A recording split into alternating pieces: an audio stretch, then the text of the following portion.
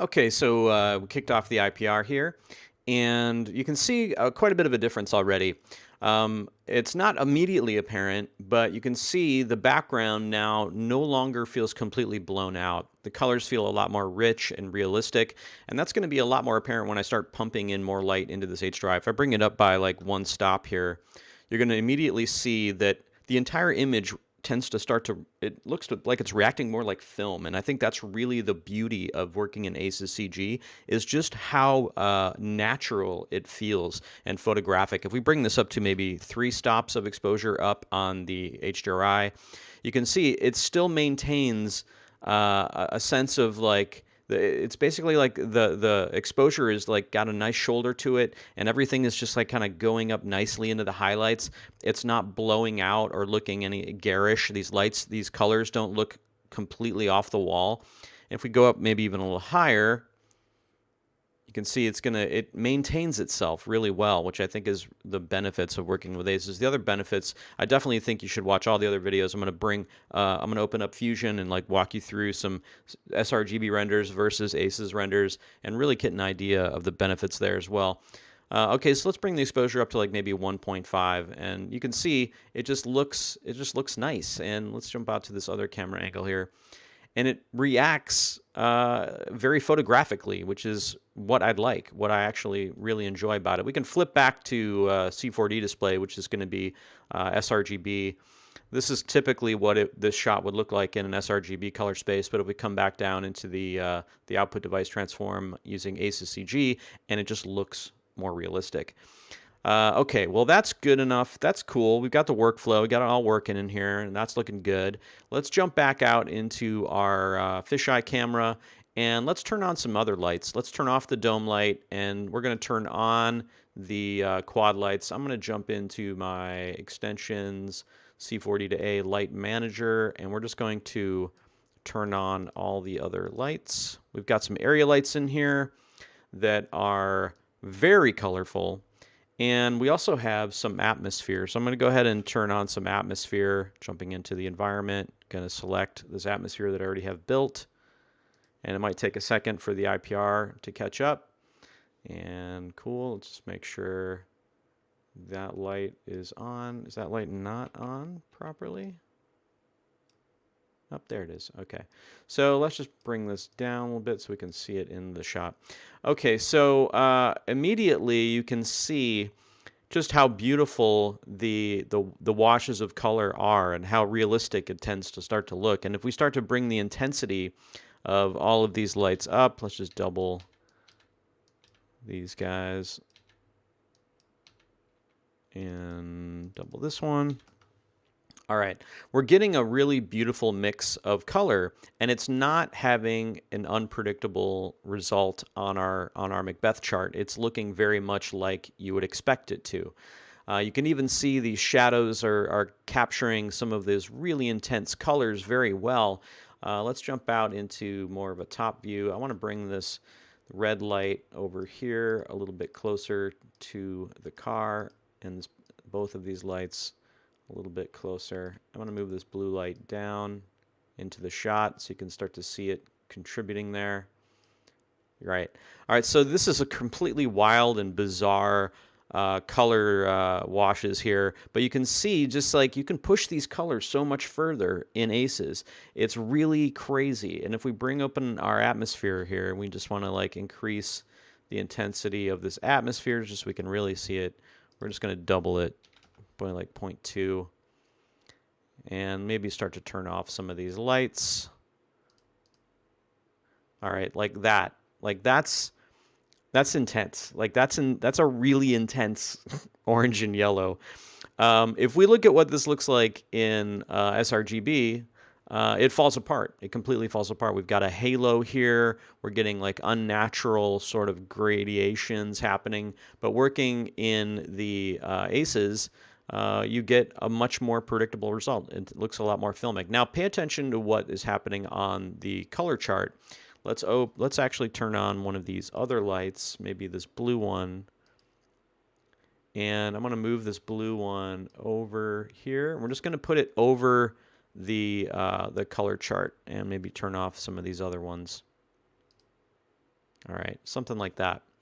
And let's also get the intensity of that color. That's pretty red. And then I think this one is also pretty blue. Let's make it even more blue and bring the intensity of the blue light up to like 3. That's good. Okay.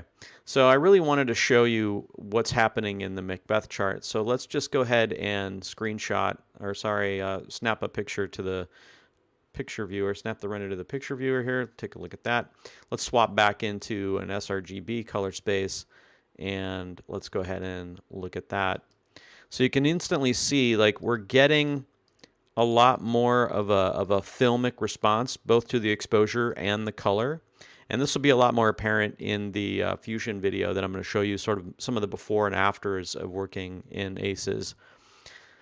But yeah, it's pretty wild. You can really see it down in the shadows here, whereas the sRGB image is going to really kind of make it look blown out and tends to look really, really off. And I don't like what it's doing to the orange. But when you're working in ACES, you can really push the light a lot further. Let's bring this back to output sRGB. All right, there we go.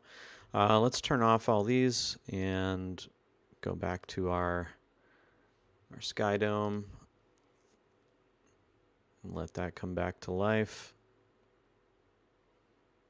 Again, I am using Arnold GPU beta, so if this crashes, it's not really going to be a surprise. It's still in beta.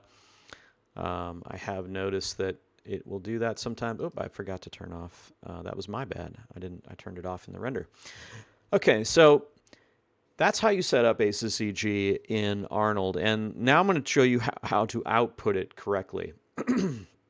There's 2 different ways to do it. If you use the standard sort of output using Cinema's output save, I do recommend you, if you do it this way, you have to use OpenEXR because it is not going to put the output device transform onto your render, which is fine because I recommend doing that in post anyway, and doing that in Fusion is very, very easy. In fact, I will show you how to do that in another video.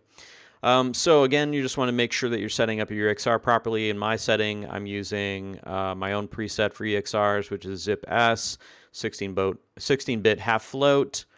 Yeah, I'm setting my output there. So when that renders out, let's just go ahead and choose an output size that's a little bit going to be faster for this video. And let's go ahead and render this to the picture viewer. So this is essentially being saved out right now using my tokens. If you haven't watched any of my tokens videos, if you're wondering what all this stuff was, highly recommend checking out my tokens video. All right, so that's going to render out here in a few seconds. And remember, this is totally fine. You can do this, and it's going to work for you as long as you're interpreting it correctly with ACES. As long as you're working in ACES in your comp, then you'll be fine. I'm going to show you how to do that in another video.